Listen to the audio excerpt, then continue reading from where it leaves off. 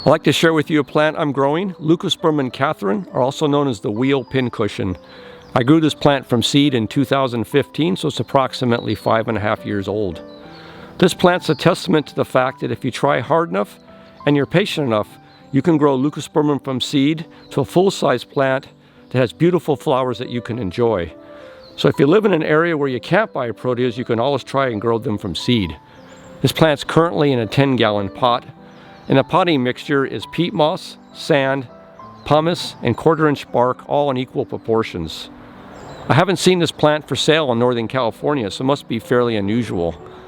Let's get a little closer and look at the beautiful flowers. Some of the beautiful flowers.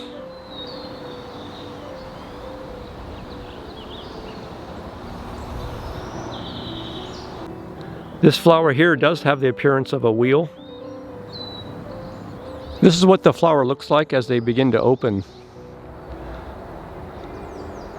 I wanted to show you how large this plant is. It's a very large plant. Boy, that's a gorgeous flower. Next, I'd like to share with you how I grew this plant from seed to its current size over the last 5.5 years. I ordered the seeds from Silver Hills Seeds and Books in September of 2015. And once I got the seeds, I put them in a hydrogen peroxide solution to remove the outer husk. I then soaked the seeds for 24 hours in Cape Seed Primer, which is a smoke primer, as these seeds need a fire or smoke to break their dormancy. You can also use Wright's liquid smoke, as it's more available in the United States. After the 24 hours was up, I then dried the seeds and then dosed them with a little bit of Captan, which is a fungicide. I'm not really sure if this is necessary, as I recently grew some Leucospermum successfully without using any Captan. The next step was to go ahead and put these Leucospermum seeds in a planting mix, as you can see here. But I also tried some other methods. I put them in the cup method, also between paper towels that were wet in a plastic container, and also in a moistened bag of perlite. These seeds need a temperature variation to break dormancy, so I ended up putting all the seeds in the cups and also in the soil in the refrigerator at night and on the kitchen table during the day. This was definitely a time-consuming method to germinate these seeds. I recently made a video on how I used the outdoor temperature variation to germinate some seeds. It was much easier. I'll put a link to that video below in the description. After about 4 weeks, I had my first Leucospermum seed germinate, and boy was I excited. As you can see here, you can see the root just breaking out from the seed. I then put together a potting mix for newly germinated seeds, which is 2 parts peat moss, 2 parts sand, and 1 part pumice or perlite.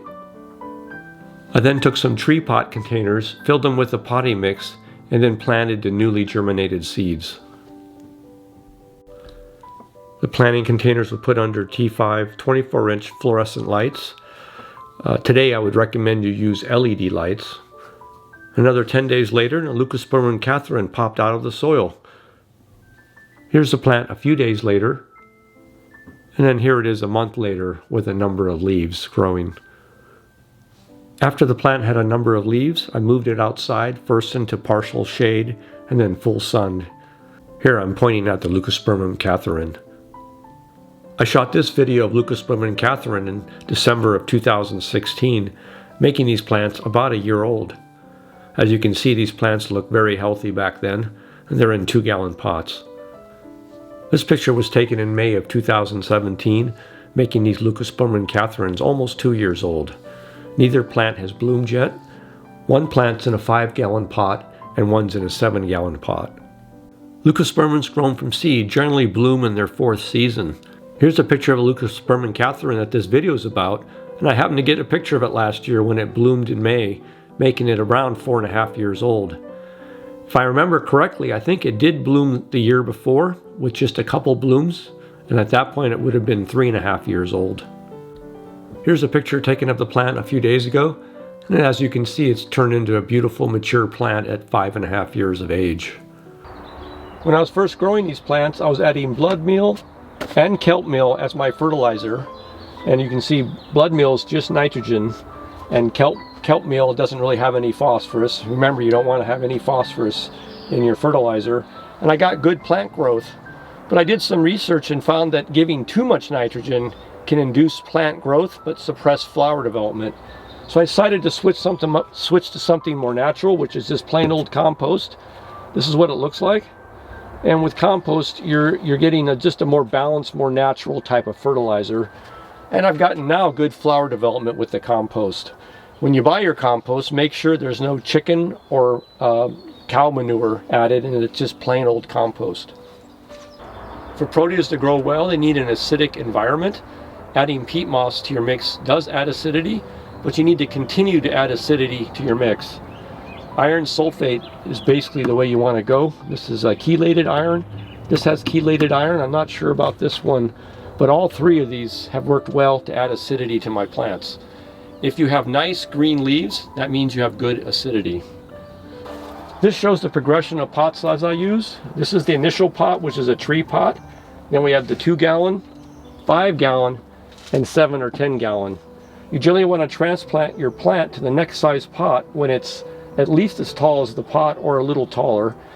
You don't want to put a small plant in a big pot because the pot will not dry out and your plant will rot, which you obviously don't want. So I've had good luck waiting for the plant to get at least the height of the pot before I put it in the next pot. Well, I hope you enjoyed this video showing how I grew a Leucospermum catharin from a seed to a mature sized flowering plant. It's been a lot of fun for me to see this plant grow every year and to see the beautiful flowers that it's capable of. I'll look for your questions and your experiences in the comments section. If you like this video, give it a thumbs up and subscribe.